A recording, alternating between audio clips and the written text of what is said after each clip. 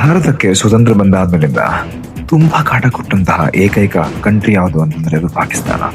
L ಬೇಕಲ್ಲಿ bomb ಬ್ಲಾಸ್ಟ್ಗಳು, L ಬೇಕಲ್ಲಿ ಟೆರರಿಸಂಗಳು, gun ಫೈರ್ಗಳು ಇವೆಲ್ಲ ನಡೀತಾನೆ ಇರಬೇಕಾಗಿರೋ ಸಮಯದಲ್ಲಿ ಭಾರತ ಸರ್ಕಾರಕ್ಕೆ ತೋಚಿದ್ದು ಏನು ಅಂತಂದ್ರೆ ಅವರದೇ ಆದಂತಹ ಮಿಲಿಟರಿನಲ್ಲಿ ನಮ್ಮವರನ್ನ ಒಬ್ಬರನ್ನ ಕಳಿಸಿ ಅವರ ಪ್ಲಾನ್ಗಳನ್ನು ಮತ್ತು ಸ್ಟ್ರಾಟಜಿಗಳನ್ನು ತಿಳ್ಕೊಂಡು ಈ ಬಾಂಬ್ ಬ್ಲಾಸ್ಟ್ಗಳು ಮತ್ತು ಗನ್ ಫೈರ್ಗಳನ್ನ ಕಮ್ಮಿ ಮಾಡುವಂತಹ ಒಂದು ಪ್ಲಾನ್ ಇದಾಗಿತ್ತು. ಇಂತಹ ಪ್ಲಾನ್ಗೆ ಡೀಲ್ ಆದವ್ರು ಯಾರು ಅಂತಂದ್ರೆ ರವೀಂದ್ರ ಕೌಶಿಕ್. ಈ ರವೀಂದ್ರ ಕೌಶಿಕ್ ಅವ್ರನ್ನ ಇಂಡಿಯಾದ ಬ್ಲಾಕ್ ಟೈಗರ್ ಅಂತಾನೆ ಕರಿತೀವಿ. ಸೊ ಹಾಗಾದ್ರೆ ಯಾರು ಈ ರವೀಂದ್ರ ಕೌಶಿಕ್? ಮತ್ತೆ ಸಾಯಕ್ಕಿಂತ ಮುಂಚೆ ಇವರು ನಾನು ಅಮೆರಿಕದಲ್ಲಿರ್ಬೇಕಾಗಿತ್ತು ಅಥವಾ ನಾನು ಅಮೆರಿಕದ ಸ್ಪೈ ಆಗಿರ್ಬೇಕಾಗಿತ್ತು ಅಂತ ಯಾಕೆ ಹೇಳಿದ್ರು, ಇದ್ರ ಬಗ್ಗೆ ತಿಳ್ಕೋಣ ಈ ವಿಡಿಯೋದಲ್ಲಿ. ಬನ್ನಿ ಸ್ನೇಹಿತರೆ. ಈ ರವೀಂದ್ರ ಕೌಶಿಕ್ ಅವರು ಮೂಲತಃ ರಾಜಸ್ಥಾನಿನವರು. ಇವರಿಗೆ ನಾಟಕ ಮಾಡೋದು ಅಂತಂದ್ರೆ ತುಂಬಾ ಇಷ್ಟ.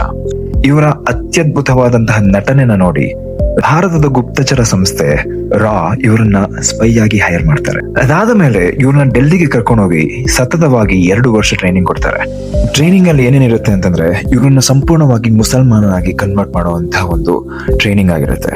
ಇದರಲ್ಲಿ ಏನೇನಿರುತ್ತೆ ಅಂತಂದ್ರೆ ಅವರಿಗೆ ಮೂಲತಃ ಉರ್ದು ಭಾಷೆಯ ಪರಿಚಯ ಮತ್ತು ಉರ್ದು ಭಾಷೆಯನ್ನು ಸಂಪೂರ್ಣವಾಗಿ ಮಾತಾಡುವಂತಹ ಒಂದು ಕಲೆ ಕೂಡ ಇರುತ್ತೆ.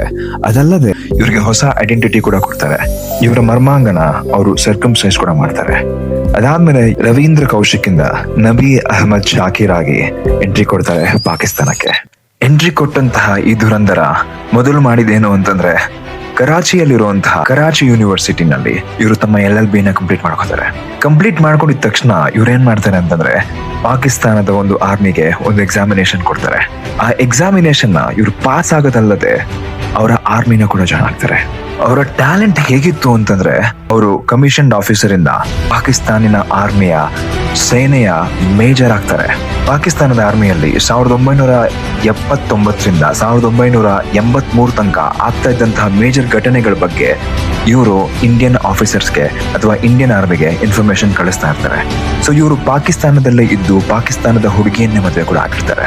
ಇವ್ರು ಮಾಡ್ತಾ ಇರುವಂತಹ ಕೆಲಸನ ರೆಕಗ್ನೈಸ್ ಮಾಡಿ ಇಂಡಿಯಾದಲ್ಲಿ ಇಂದಿರಾ ಗಾಂಧಿ ಅವರು ಇವರಿಗೆ ದ ಬ್ಲಾಕ್ ಟೈಗರ್ ಅಂತ ಹೆಸರು ಕೊಡ್ತಾರೆ. ದುರಾದೃಷ್ಟವಶಕ್ಕೆ 1983ರಲ್ಲಿ ಇವರ ಲೈಫ್ ಅಲ್ಲಿ ಒಬ್ಬ ವಿಲನ್ ನ ಎಂಟ್ರಿ ಆಗುತ್ತೆ. ಅದೇನು ಅಂತಂದ್ರೆ ಭಾರತದ್ದೇ ಆದಂತಹ ಒಬ್ಬ ಸ್ಪೈ ಪಾಕಿಸ್ತಾನಕ್ಕೆ ಎಂಟ್ರಿ ಕೊಟ್ಟಾಗ ಅವನು ಅಚಾನಕ್ ಆಗಿ ಪಾಕಿಸ್ತಾನಿಯರ ಕೈಯಲ್ಲಿ ಸಿಕ್ಕಿಬೀಳ್ತಾನೆ. ರವೀಂದ್ರ ಕೌಶಿಕ್ ಅವರ ಹೆಸರು ಮತ್ತು ಐಡೆಂಟಿಟಿನ ರಿವೀಲ್ ಮಾಡ್ಬಿಡ್ತಾನೆ. ಪಾಕಿಸ್ತಾನದ ಸೇನೆಗೆ ಇದು ಗೊತ್ತಾಗಿ ಅವರನ್ನ ಅರೆಸ್ಟ್ ಕೂಡ ಮಾಡ್ತಾರೆ. 16 ವರ್ಷಗಳ ಕಾಲ ಬೇರೆ ಬೇರೆ ಬೇರೆ ಬೇರೆ ಜೈಲುಗಳಿಗೆ ಅವ್ರನ್ನ ಹಾಕಿ ಅವ್ರಿಗೆ ಕೊಡಬಾರದಂತಹ ಹಿಂಸೆ ಕೊಡ್ತಾರೆ. ಭಾರತದಿಂದ ಯಾವುದೇ ರೀತಿಯಾದಂತಹ ಸಹಾಯ ಸಿಗ್ಲಿಲ್ಲ. 2001ರಲ್ಲಿ ಇವರು ತಮ್ಮ ಕೊನೆ ಉಸಿರನ್ನು ನಿಲ್ಲಿತಾರೆ.